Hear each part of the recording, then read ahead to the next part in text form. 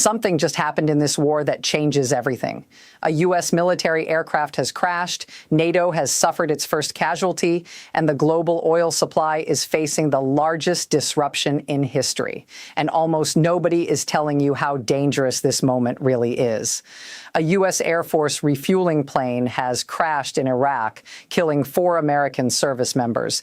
This brings the total U.S. death toll to 10 in just 14 days of war, and the crash was not caused by enemy fire. It was an accident that proves this war is killing Americans even when Iran is not shooting. Meanwhile, France has suffered its first casualty. A French soldier was killed in a drone attack in Erbil, Iraq. 6 others were wounded. President Macron confirmed the death personally, calling it a sacrifice for France. And a pro-Iranian group has already warned that French interests across the region are now targets. And the economic catastrophe? The International Energy Agency just confirmed this is the largest oil supply disruption in history, larger than the 1973 Yom Kippur War, larger than the 2022 Ukraine invasion. Oil prices have smashed through $100 per barrel. Gas prices have jumped 70 cents in 2 weeks. And the IEA warns of catastrophic consequences for the global economy. You will not hear this angle on mainstream media. They will tell you the war is contained. They will tell you Trump has a plan. But according to Pentagon confirmations, French military statements, and the IEA's own report, we are looking at a war that is spiraling out of control, claiming American and allied lives and threatening to crash the global economy. I'm going to break down the KC-135 crash, the French soldier's death, and why the IEA is calling this the largest disruption ever. But first, if you are tracking this crisis in real time, drop a fire emoji right now, because what I'm about to show you proves that this war is far from over. Hit that subscribe button if you are ready for the unfiltered truth. Let us start with the KC-135 crash, because this accident reveals the true cost of this war, even when everything goes according to plan. On Thursday, March 12th, at approximately 2 p.m. Eastern Time, a U.S. Air Force KC-135 Stratotanker crashed in western Iraq. The KC-135 is a refueling aircraft. It is not a fighter jet. It is not a bomber. It is a support plane that refuels other aircraft in midair, allowing them to fly longer missions without landing. It is the backbone of U.S. air operations, and it has been in service for over 60 years. The crash involved 2 KC-135s flying in formation. One went down in western Iraq. One landed safely in Israel. The crash was not due to hostile fire. It was not due to friendly fire. It was an accident. The circumstances are under investigation, but U.S. Central Command confirmed it was not combat-related. 4 of the 6 crew members aboard the crashed aircraft were confirmed dead. Rescue efforts continue for the remaining 2. The identities are being withheld until 24 hours after next of kin notification, per military protocol. But here's what they do not want you to know. This brings the total number of U.S. service members killed in Operation Epic Fury to 10. 10 Americans died in 14 days. 6 were killed in a drone attack in Kuwait on March 1st.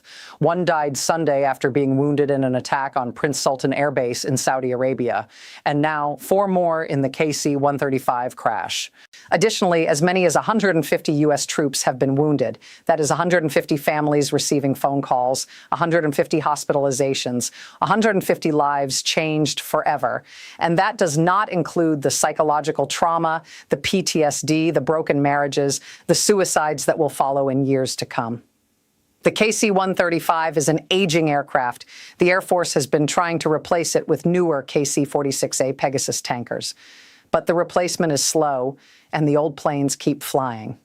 The Congressional Research Service reported that the Air Force operated 376 KC-135s last year. They are essential, and they are dangerous. Think about what this means. The U.S. is flying hundreds of sorties per day over Iran.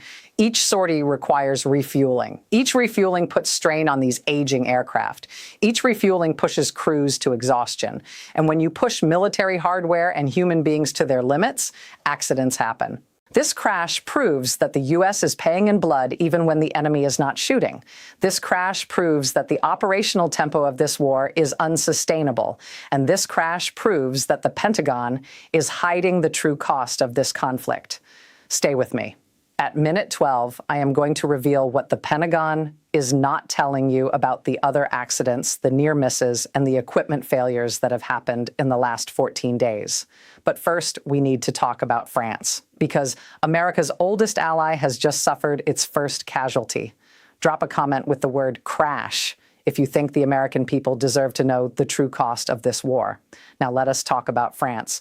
Because while the U.S. is losing aircraft, France is losing soldiers, and the implications could drag NATO into this war. On Thursday, March 12th, a French soldier was killed in a drone attack in Erbil, Iraq. His name was Chief Warrant Officer Arnaud Frion. He was 29 years old. He served with the 7th Alpine Chasseurs Battalion in Varses, France. He was in Iraq providing counterterrorism training to local forces. 6 other French soldiers were wounded in the same attack. Their conditions have not been disclosed, but military sources say some are in serious condition. President Emmanuel Macron announced the death personally. He said, Chief Warrant Officer Arnaud Frion of the 7th Alpine Chasseurs Battalion in Varses died for France during an attack in the Erbil region of Iraq. He paid tribute to the soldiers' sacrifice and promised that France would continue its mission. But what happened next shocked even me. Within hours of Macron's announcement, a pro-Iranian group in Iraq called Ashab al-Khaf issued a warning on Telegram. They said French interests in Iraq and the region would be under fire. They specifically mentioned the arrival of a French aircraft carrier in the region as the reason for targeting France. Think about what this means. Iran and its proxies are now threatening a NATO ally. They are explicitly saying that French soldiers, French businesses, French citizens in the Middle East are now targets. This is an escalation that could drag France deeper into the conflict. And if France is attacked further, NATO's Article 5 could be invoked. Here is what they do not want you to know. France has approximately 600 troops in Iraq and Syria. They are part of the international coalition against ISIS. But now they are caught in the crossfire between the U.S. and Iran is explicitly targeting them. The death of Chief Warrant Officer Frion is significant for another reason. It proves that Iran's proxies can strike with precision. Erbil is in Iraqi Kurdistan, supposedly a secure area. The French soldiers were in a training facility, not on the front lines. And yet, a drone got through, killed 1, wounded 6. This is asymmetric warfare. Iran cannot match the U.S. in conventional combat. But Iran can strike with drones, with missiles, with proxies, and now they are targeting NATO allies. Macron faces a difficult choice. Does he escalate France's involvement, risking more casualties? Does he withdraw, abandoning the U.S. and looking weak? Or does he maintain the status quo, hoping the war ends before more French soldiers die? Stay with me. At minute 16, I am going to reveal why the IEA is calling this the largest oil disruption in history and what it means for your wallet. But first, I need to talk about the economic catastrophe that is unfolding. Now let us talk about the economic impact, because the International Energy Agency just confirmed what we suspected. This is the largest oil supply disruption in the history of the global oil market. On Thursday, March 12th, the IEA released its monthly oil market report. It said, "The oil market challenges we are facing are unprecedented in scale. The U.S.-Israeli war with Iran is creating the largest supply disruption in the history of the global oil market." Let me put that in perspective. The IEA compared this disruption to the 1973 Yom Kippur War, the 1991 Gulf War, the 2003 Iraq War, the 2022 Ukraine invasion. This disruption is larger than all of them. Combined, here are the numbers. Global oil supply is expected to drop by 8 million barrels per day in March. That is 8 million barrels that will not reach the market. That is 8 million barrels of lost revenue, lost energy, lost economic activity. The Strait of Hormuz, through which 20% of the world's oil travels, is effectively closed. Export volumes are at less than 10% of pre-conflict levels. Iran has threatened to attack any tanker that tries to pass. and they are making good on that threat. 16 vessels have been attacked since the war began. Oil prices have smashed through $100 per barrel. Brent crude hit $101. U.S. crude hit $96, and analysts are warning it could go to $150 if the strait remains closed through March. Gas prices in the U.S. have jumped from $2.92 to $3.59 per gallon in 2 weeks. That is a 70-cent increase. If you drive a 15-gallon tank, that is $10.50 more per fill-up. If you fill up twice a week, that is $84 more per month, and it is going to get worse. But here is what they do not want you to know. The IEA ordered the largest release of emergency oil reserves in its history, 400 million barrels. That is more than the 1991 Gulf War release, more than the 2005 Katrina release, more than the 2011 Libya release, more than the 2022 Ukraine release. And it is not enough. Oil prices are still rising. Gas prices are still rising. The market is terrified. Saudi Aramco's CEO, Amin Nasser, warned of catastrophic consequences for the world's oil markets. He said, "While we have faced disruptions in the past, this one by far is the biggest crisis the region's oil and gas industry has faced." He warned that global inventories are at 5-year lows, that spare capacity is exhausted, that there is no swing producer to step in. Think about what this means. If the Strait of Hormuz remains closed for months, the global economy could tip into recession. Inflation could spike, unemployment could rise, and the cost of everything, food, heating, transportation, manufacturing, could double. The stock market is already reacting. The S&P 500 dropped 1.5% on Thursday.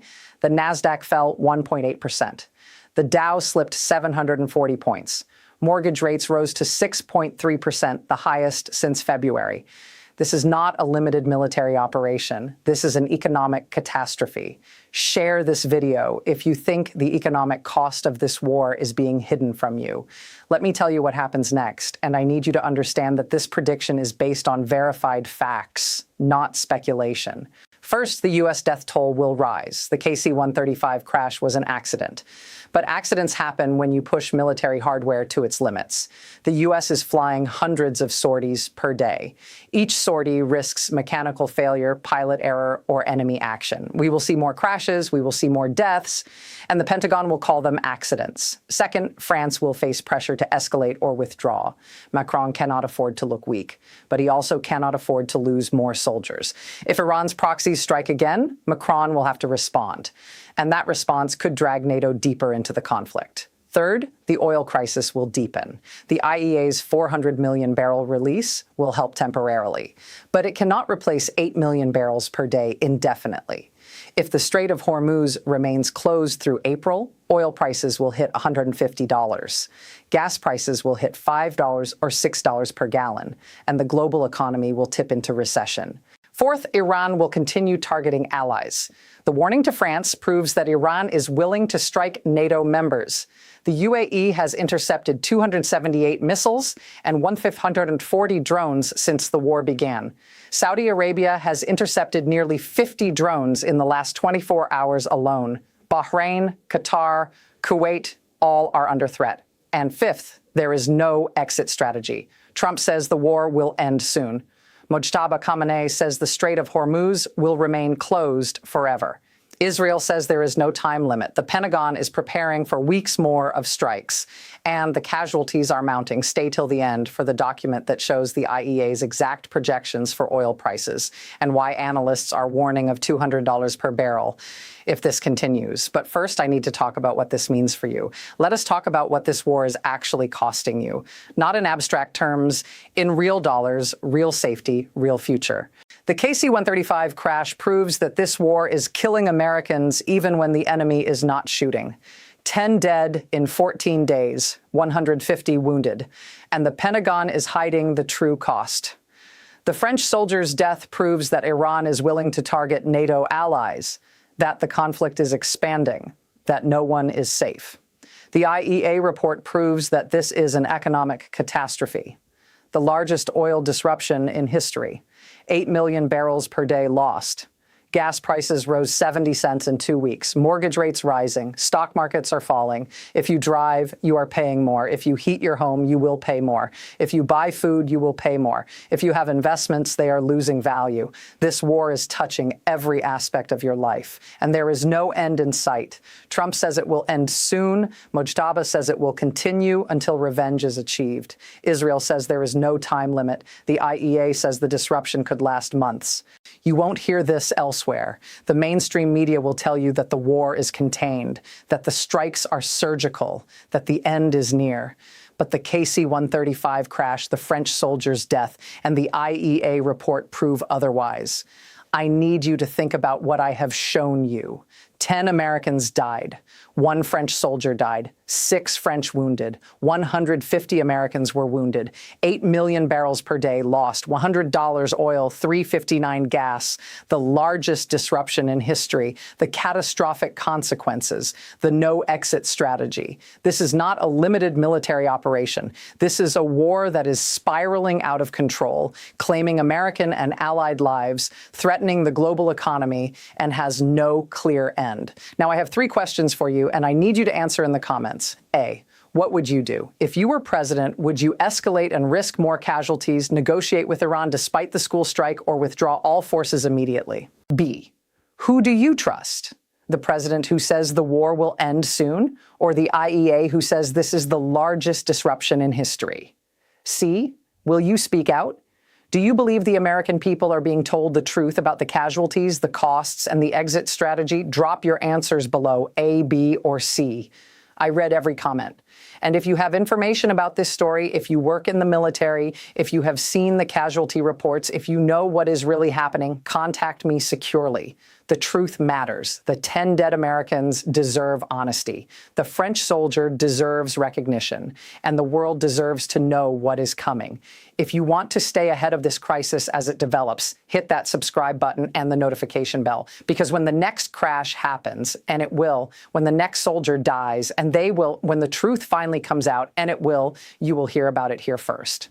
Global Eye, no spin, no filter, just the facts that matter.